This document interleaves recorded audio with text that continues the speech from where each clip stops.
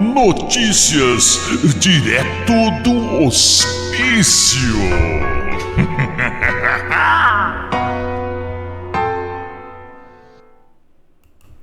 Olá, eu sou Ricardo Manaro e esse é o Notícias direto do hospício. Hoje é dia 25 de novembro de 2025. Iniciando sempre com gratidão. Gratidão a Deus, mas gratidão também a vocês. Já chegamos a quase 800 inscritos. E a nossa meta é até domingo, dia 30, chegarmos a 1000 inscritos. Então, me ajuda, olha, se inscrever no canal não dá muito trabalho. É só você lá embaixo na descrição no YouTube e inscrever-se. Não precisa dar RG, CPF, nada disso. É algo simples. Ajuda o Manarinho a chegar a 1000. E claro, curtir, comentar e compartilhar esse vídeo. A gratidão também a todos aqueles que têm me orientado, dando dicas, conselhos, enfim, muito obrigado. E a ideia é, a partir do mês que vem, a gente começar a profissionalizar o nosso trabalho, tá? Melhorar o estúdio, as coisas, ter uma dinâmica um pouco diferente, né? Vamos diversificar, existem vários planos aí. Mas vamos à nossa conversa de hoje. Eu vou procurar ser bem enxuto, mas a minha ideia é fazer vocês compreenderem uma série de informações que às vezes nos vem solta e a gente não consegue juntar. Eu vou ver se consigo juntar, não é, essas informações, melhorar a visão de vocês e fazer algumas reflexões. Pessoal, conforme nós sabemos, e eu comentei isso naquele programa em que eu falei do tarifaço do Trump, que nós temos no mundo hoje dois eixos, tá? O eixo das ditaduras, que pega a China, a Rússia, o Irã, a Coreia do Norte, alguns países africanos, tá? O que está acontecendo na Nigéria é um negócio impressionante, tá? A morte de cristãos, e a gente precisa denunciar. E aqui na América Latina, países governados pela Organização Transnacional Foro de São Paulo. O México, Cuba, Venezuela, ainda a Colômbia e o Brasil. E também a gente tem um grupo de Jorge Soros. Muito tem se comentado esse dia, um dia se eu puder eu converso sobre isso com vocês, mas houve intervenção, inclusive o próprio ex-ministro Barroso falou que precisou da intervenção dos norte-americanos na eleição.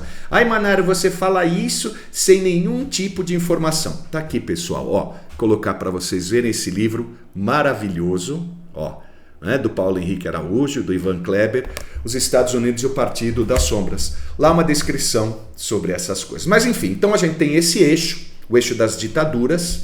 E o eixo das ditaduras compreende o seguinte: terrorismo islâmico, regimes totalitários, ditaduras, tráfico de drogas, tráfico de armas, enfim, o caos, o eixo do caos.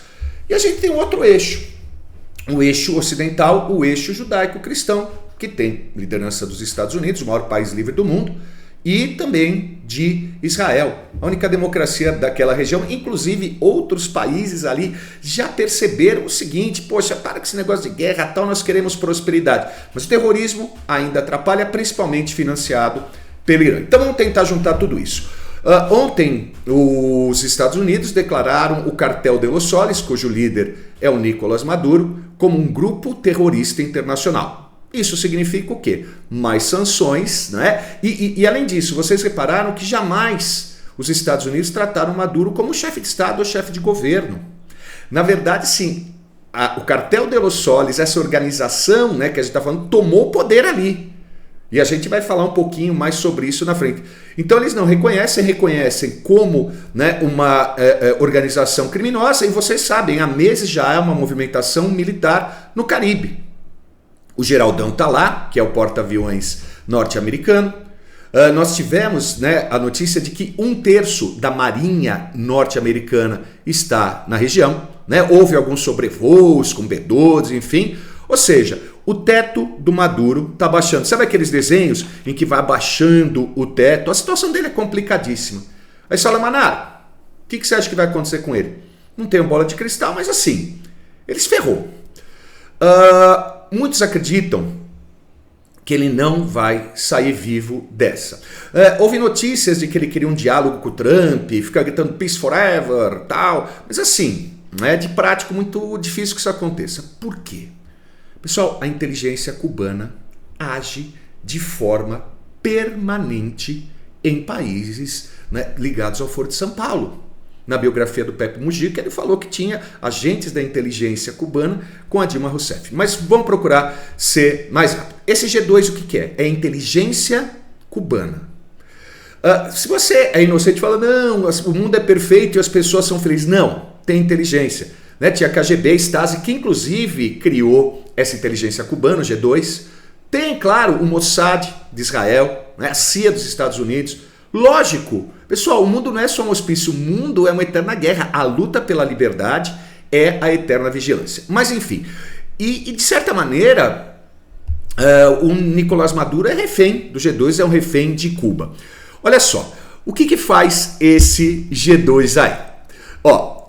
Repressão interna, contra-inteligência, sabotagem, eliminação de dissidentes políticos, extermínio, aqueles caras que caem do nada, parecem veganar, fábrica de dossiê para acabar com reputações, escutas, infiltração em governos, eles não são bonzinhos. Então muitos dizem que o Maduro não irá sobreviver, porque afinal de contas também o regime, cair do Venezuela, cai Cuba, porque o regime cubano precisa de dinheiro, petróleo, alimento da Venezuela, né? O centro de distribuição que a Venezuela representa.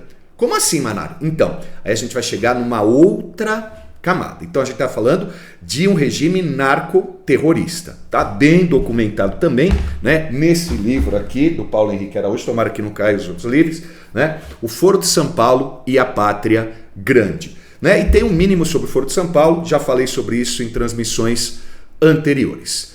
Agora, ontem, o chanceler israelense, chanceler é como se fosse o ministro das Relações Exteriores de Israel, esteve no Paraguai. Alguns países estão despertando, vou falar sobre isso. E ali ele deixou muito claro que não é só tráfico de drogas, estou falando é um eixo. E esse eixo, né, tem como um elo, né, aqui na América do Sul, um elo entre os grupos terroristas islâmicos e a América do Sul, a Venezuela. A Venezuela é um centro importante, caindo a Venezuela vai comprometer bastante esse eixo.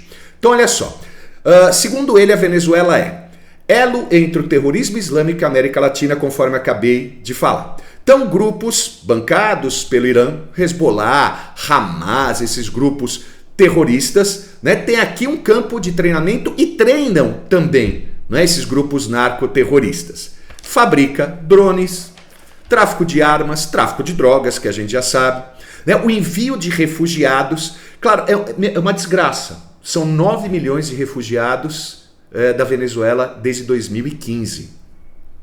Mas muitos desses refugiados vão para os Estados Unidos para praticar crime, traficar droga, que é uma das coisas que o Trump tem falado. O Trem de Aragua, que também é considerado uma organização criminosa internacional. Ou seja, perceba o seguinte: a Venezuela é um centro e ele, sem dúvida alguma, é uma fonte de instabilidade mundial. Mundial, ele é um risco para o mundo. Alguns países da América do Sul estão despertando, né? Então, né? Porque assim, quando você tem eleições livres, tal, como você teve nesses países, eles acabam caindo. Argentina, com Milei, que eu falei, né, um monte de acordos extraordinários que levam prosperidade para a Argentina, as relações comerciais. O Chile, possivelmente, agora nas eleições de segundo turno, né, nós tivemos um episódio, um programa em que eu falei do primeiro turno do Chile. A Bolívia, né, a Bolívia que é uma coisa impressionante, que assim, quando os caras chegaram, né, ganhou, né, os grupos de esquerda nem para o segundo turno foram, os caras chegaram ali e tinham repelado todo o escritório, tinha nada. Triste isso, né? O Equador e o Paraguai, inclusive o chanceler está no Paraguai, né, para a questão diplomática, aquela coisa toda. Inclusive esses países, olha só como as coisas vão se ligando. Esses países reconheceram as facções criminosas brasileiras como grupos terroristas, coisa que o governo brasileiro se negou a fazer. Agora, por quê?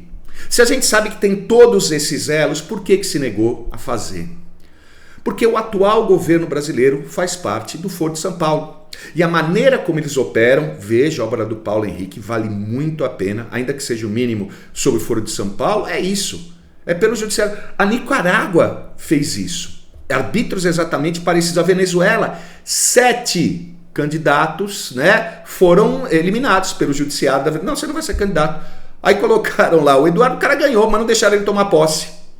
E mesmo, né, ali na Venezuela, a Maria Corina Machado, que ganhou o Prêmio Nobel da Paz, ela tem que ficar fugindo ali. Tudo bem? Agora, o Brasil não. O nosso governo é ligado ao Foro de São Paulo, amigo do Ortega, né, amigo do Maduro. O nosso vice-presidente, olha os elos, olha lá. Nosso vice-presidente, lembra que ele foi a uma posse no Irã, cercado por terroristas, aliás, todos foram eliminados. Os arbítrios que a gente está acompanhando no Brasil hoje, né, depois a gente, né, numa outra ocasião a gente fala sobre isso, é a mesma maneira de operar.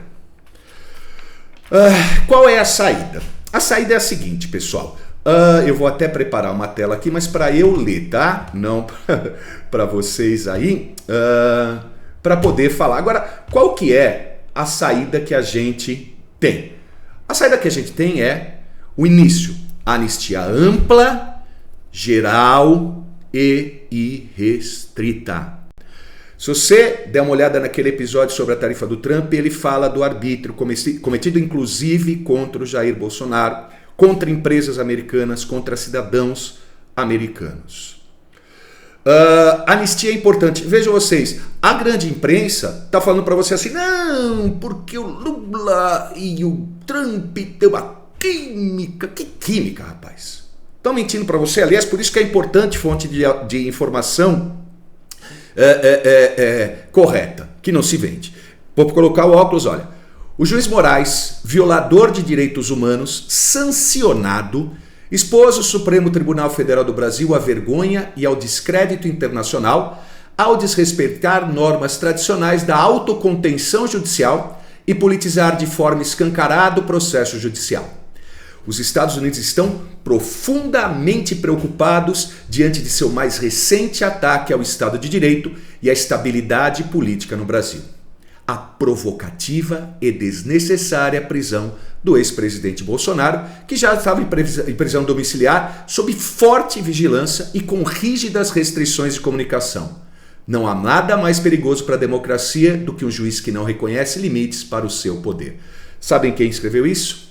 Né? Quem publicou isso? A Embaixada dos Estados Unidos do Brasil. Então eles estão de olho, não mudou a política externa americana em relação a combater esse eixo. E o centro é a Venezuela, daí toda essa movimentação. Mas voltando, o que nós podemos fazer? Então, é anistia ampla, geral e restrita. Tem que pressionar Hugo Mota. Tem que pressioná-lo, tem que pressionar, né, o seu deputado, ainda que seja em redes sociais. A gente tem que se mobilizar. Se houver uma mobilização popular, tudo bem, mas não dá tempo, está pautada para amanhã a anistia. Então, vamos lá, pessoal, não é? Não parar, não precipitar, não retroceder. Vamos ter fé em Deus, vamos orar bastante e vamos pressionar para que a anistia passe. Que a anistia é o primeiro passo, porque as coisas não se resolvem do dia para a noite para a gente sair desse perrengue. Minha gratidão a vocês. Na descrição do vídeo vou colocar as fontes para o vídeo não ficar muito longo. Minha gratidão a todos vocês. Curtam, comentem, compartilhem, se inscrevam. Muito obrigado, meus amigos. Fiquem todos com Deus.